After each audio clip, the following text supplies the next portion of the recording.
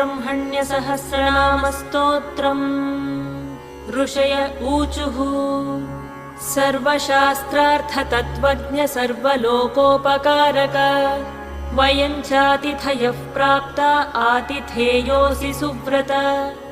ज्ञानदानेन संसारसागरात्तारयस्व नः कलौ कलुषचित्ताये नराः पापरताः सदा।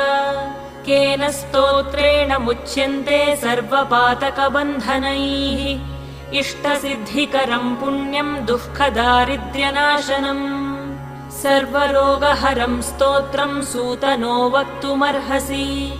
श्रीसूत उवाच शृणुध्वं ऋषयः सर्वे नैमिषारण्यवासिनः तत्त्वज्ञानतपोनिष्ठाः सर्वशास्त्रविशारदाः।